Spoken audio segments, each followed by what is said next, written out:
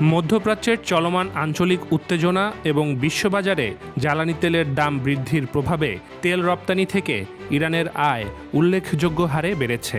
এপ্রিলের তথ্য অনুযায়ী মার্চে দেশটির তেল থেকে দৈনিক আয়ে বড় ধরনের প্রবৃদ্ধি দেখা গেছে, যা ইরানের মোট রাজস্বে বড় ধরনের পরিবর্তন এনেছে।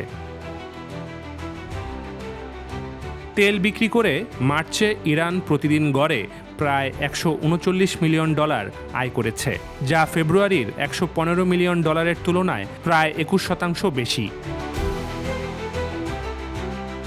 বিশ্লেষকদের মতে এই আয়ের প্রধান কারণ বিশ্ববাজারে তেলের দাম বৃদ্ধি।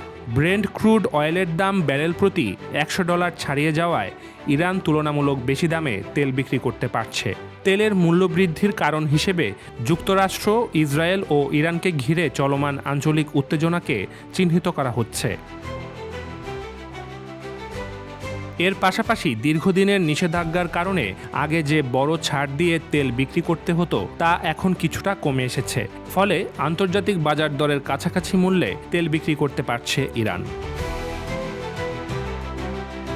রপ্তানি ক্ষেত্রেও কৌশলগত সুবিধা কাজে লাগাচ্ছে দেশটি। হরমুজ প্রণালীর অবস্থান এবং শ্যাডো ফ্লিট ব্যবহার করে তেল রপ্তানি অব্যাহত রেখেছে ইরান। এক্ষেত্রে চীনের শোধনাগারগুলো প্রধান ক্রেতা হিসেবে ভূমিকা রাখছে। যুক্তরাষ্ট্রের নতুন নিষেধাজ্ঞা ও চাপ সত্ত্বেও বিকল্প পথ ব্যবহার করে তেল বিক্রি সচল রেখেছে ইরান। এর ফলেই বৈশ্বিক অস্থিরতার মধ্যেও দেশটির জ্বালানি খাতের আয় বাড়ছে বলে মনে করছেন বিশ্লেষকরা। Desk report, the financial express.